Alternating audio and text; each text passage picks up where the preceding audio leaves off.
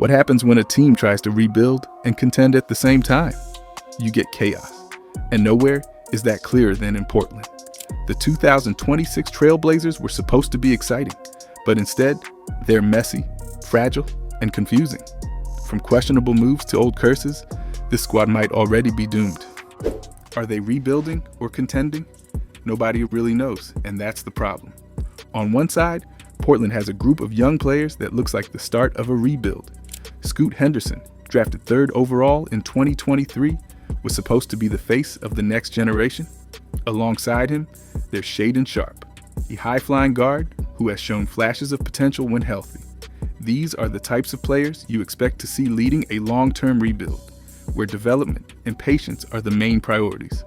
But then, look at the other side of the roster. The Trailblazers still had veterans like Jrue Holiday, and even, for a time, Damian Lillard before his eventual trade. These are players who are known for winning now, not waiting years for young talent to mature. Their presence created the impression of a team trying to compete immediately. And you know what happened? A roster caught between two timelines. It's not clear whether management wanted to push for the playoffs or bottom out for the lottery. Compare that to teams like the Oklahoma City Thunder, Houston Rockets, or San Antonio Spurs, each of which committed fully to its chosen path. The Spurs built around Victor Wembanyama from the start. So the obvious question is that, what exactly are the Portland Trailblazers trying to be? And if the roster already looked like it couldn't decide on a future, the offseason only deepened the confusion. The Blazers had the chance to make a clear statement, either lean into the rebuild with Scoot Henderson and Shaedon Sharpe, or go all in on winning right now. Instead, their moves sent mixed signals. Take the draft, for example. Portland selected Yang Hansen, a 19-year-old Chinese prospect with size and upside, but also someone considered raw and years away from contributing at a high level. That sounds like a rebuilding move, right? But then, almost in the same breath, the team doubled down on veterans. Trading for Jrue Holiday and hanging on to older pieces gave the impression of a team trying to patch holes rather than start fresh. Other franchises offer a stark contrast. The Rockets, Thunder, and Spurs have all committed to long-term growth, stockpiling draft picks and leaning into youth development. Portland, by comparison, seems stuck applying short-term fixes that don't address bigger issues. Guess what happened? A fan base scratching its head, waiting for clarity that still hasn't arrived. From the mixed offseason choices, the biggest storyline is Damian Lillard's return to Portland. For many fans, it feels emotional, almost like a homecoming narrative. But if you look at the facts, the move raises more questions than answers. Lillard is now 35 years old, carrying both a massive contract and a history of injuries. His deal alone takes up a huge portion of the team's salary cap, which limits how much flexibility Portland has in building around him. At this stage of his career, expecting him to play at the same level as his prime years may be unrealistic. Even though he is ready to play, do you think he can give this whole effort? The decision also has ripple effects on the younger players. Scoot Henderson, drafted to be the franchise's future point guard, could find his development slowed by having to share the ball with Lillard. Instead of fully committing to a youth movement, the Blazers are placing their most important prospect in a complicated situation. It feels less like a basketball strategy and more like nostalgia marketing. Bringing back the face of the franchise appeals to fans who never wanted to see Lillard leave in the first place, but it doesn't necessarily help build a competitive future. In contrast, teams like the Thunder and Rockets are giving their young cores full control and space to grow. By choosing sentiment over a clear plan, Portland seems more invested in its past than its future. And if the Lillard saga wasn't enough proof that Portland is clinging to the past, just look inside the locker room. The cultural cracks are hard to ignore. DeAndre Ayton, once seen as a reclamation project, is now remembered more for buyout drama and public frustration than for actually anchoring the Blazers' front court. Rumors of frustration and spotty effort began to surface around Ayton. The leadership structure inside this team is shaky at best. That matters more than most fans realize. Championship teams, from the Spurs' dynastic run to Miami's relentless Heat culture, thrive not just on talent, but on discipline and accountability. In Portland, it feels like the opposite.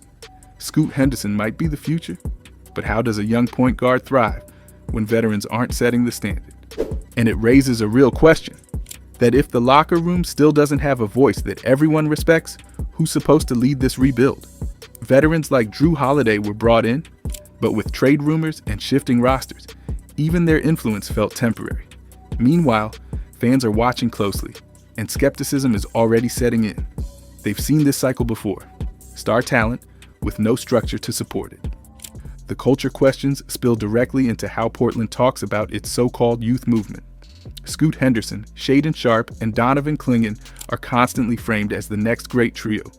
They've shown flashes: Scoot's bursts of speed, Sharpe's explosive dunks, Clingan's rim protection. But flashes don't equal consistency. As of now, none of the three has proved they can carry a team night after night in the NBA. The problem isn't that they're developing slowly, it's that the narrative around them is moving much faster than reality. Local and national media often frame Portland's core as a rising threat, but the on-court product doesn't back that up. Scoot shot under 40% from the field as a rookie. Sharpe missed major time with injuries. Clingan hasn't even logged a full professional season. That's not failure, it's just the normal growing pains of young players. But is the hype creating expectations this group can't realistically meet? Look across the league. Oklahoma City's young stars already have playoff wins under their belt. Houston's kids pushed their way into contention with defensive grit. Orlando's duo of Paolo Banchero and Franz Wagner made a leap that Portland's youngsters haven't matched. This is where the Blazers' gap between perception and performance becomes dangerous. Hope is valuable, but when it's inflated beyond results, it turns into pressure. And Portland may be setting up its young players to collapse under it. And that brings us to the biggest problem of all. The Portland Trailblazers don't have a clear superstar. Think about the teams we just compared them to. The Oklahoma City Thunder have Shai Gilgeous-Alexander, a legitimate MVP candidate who closes games and sets the tone. The Houston Rockets are building around Alperen Şengen's unique offensive skill set, following the blockbuster trade that sent Jalen Green to the Phoenix Suns for Kevin Durant. The Orlando Magic have Paolo Banchero, already an all-star at just 21 years old. Each of those teams has a defined alpha, a player who can carry the franchise's identity. Now look at Portland. Scoot Henderson, talented, but still adjusting to the NBA pace and shooting inconsistencies. Shaedon Sharpe, electric athlete, but not yet proven as a go-to scorer. Donovan Clingan, a promising rookie, but big men rarely dominate as number one options in today's NBA. Even Damian Lillard, if fully healthy, is past the stage where he can carry a team alone. So the question is simple. Without that central superstar, what is Portland's realistic ceiling? History says the answer isn't encouraging. Teams without a defined star think the post-Melo Knicks or the grit and grind Grizzlies before they peaked. Usually hit a wall. They fight hard, maybe sneak into the playoffs, but rarely make deep runs. And that's where the Blazers sit right now. A team with plenty of names, but no face of the future. If the lack of a true superstar wasn't already enough of a ceiling, Portland faces another looming shadow: injuries. Damian Lillard, once the Iron Man of the franchise, has been slowed by nagging injuries over the past few seasons. Robert Williams, acquired to anchor the paint, comes with a medical file longer than his highlight reel, knee surgeries, recurring setbacks, and constant load management. The Blazers are depending on him to protect the rim, but history says the odds are shaky at best. Even rookie Donovan Clingan, who showed promise in college, carries the risk factor every young big does. Portland has doubled down on size, but with size often comes fragility. Can this team really build a sustainable future if its foundation is made of players who struggle to stay on the court? It's not just the present roster either. Longtime fans still talk about the Blazers' injury hauntings, from Oden to Roy to Lillard himself. Greg Oden was supposed to be the franchise centerpiece, but injuries cut his career short. Brandon Roy looked destined for superstardom until chronic knee issues forced an early retirement. The scars of those lost eras still linger in Rip City, making any mention of potential feel fragile. For a franchise already battling questions about leadership, chemistry, and star power, adding health concerns to the mix creates a storm of uncertainty. History suggests that one bad break, literally that could derail everything. If injuries are the storm hanging over the Blazers, then front office trust is the shaky foundation beneath the house. Because even if this team miraculously stays healthy, there's still the question. Do fans actually believe the decision makers know what they're doing? The truth is, Portland fans have been burned before. The franchise sold them on competing now, while Damian Lillard was still around, but then dragged its feet on trades that could have built a real contender. When the rebuild finally came, it didn't feel like a bold new plan. It felt like a series of desperate, half-hearted moves. The skepticism isn't unfounded. Draft history alone tells the story. Passing on Kevin Durant in 2007 for Greg Oden, trading away Jerami Grant's fit questions instead of addressing depth. Even in more recent years, picks have been questioned. Did Portland really maximize value when they dealt CJ McCollum, or did they settle just to start over? Fans remember promises of building around Dame that ended with him being shipped to Milwaukee. They see constant roster churn, but no consistent vision. And now, with a new youth movement, many supporters can't shake the feeling that it's deja vu, a plan that sounds good on paper, but collapses in practice. So yes, talent is one problem, and injuries are another, but a deeper issue may be psychological. How do you ask a fan base to believe in a rebuild when history has taught them that hope usually leads to heartbreak? Coming off years of front office missteps, even if Portland somehow squeezes into the postseason, another problem looms. Playoff inexperience. Outside of Drew Holiday, an NBA champion with Milwaukee in 2021 and one of the league's most respected veterans, this roster has almost no track record under the brightest lights. Scoot Henderson has never sniffed playoff basketball. Shaedon Sharpe? Zero experience. Without that collective seasoning, how do you realistically expect a group like this to stay composed when the intensity spikes? NBA history shows that playoff experience isn't just a bonus, it's often the difference. Think about how teams like the Golden State Warriors had to fail before eventually breaking through in 2015, or how the Denver Nuggets built years of playoff scars before finally winning the 2023 title. The lesson is simple. Young squads almost always take their lumps before making noise. And that's where Portland finds itself. Without the scars, the reps, or the calm that comes from being there before, a first-round exit feels more like a probability than a possibility. The question isn't if they'll stumble in the playoffs, but how quickly. The lack of playoff experience ties directly into a narrative that Blazers fans know all too well. History repeating itself.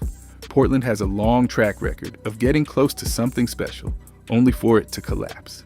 Think back to the Clyde Drexler era. Multiple deep playoff runs in the early 90s, but always falling short of a championship. Or Brandon Roy, whose all-NBA talent was cut short by devastating knee injuries. And then, of course, Damian Lillard. For over a decade, he gave the franchise countless unforgettable moments, yet the furthest he ever reached was a single Western Conference Finals appearance in 2019, ending in a sweep. So when people talk about the Blazers curse, it's not superstition, it's a pattern. Hype builds, optimism spreads, but then reality takes over. Injuries pile up, expectations crumble, and the cycle resets. Does this 2026 roster feel any different? Or are fans just watching the same story unfold with new faces? That's the challenge for this team. Are they finally ready to break the cycle? Or is this just another chapter in Portland's long book of disappointment? In the end, it feels like the 2026 Blazers are carrying every burden at once. Front office decisions that don't quite add up, roster imbalance that leaves them short in crucial areas, a defense that looks shaky, an offense still searching for identity, chemistry issues that haven't fully settled, injury concerns that refuse to go away, financial moves that raise more questions than answers, and now the weight of playoff inexperience and decades of history repeating itself. It's the same cocktail Portland has been drinking for years, a mix of overhype, mismanagement, and bad luck that always seems to arrive when hope is at its highest. So the question is simple. Are the Blazers doomed from the start once again? Or can this group somehow break free from the cycle of mediocrity that has haunted Rip City for decades? Let me know if you believe this squad has a chance to surprise us, or if it's truly just another disaster waiting to happen.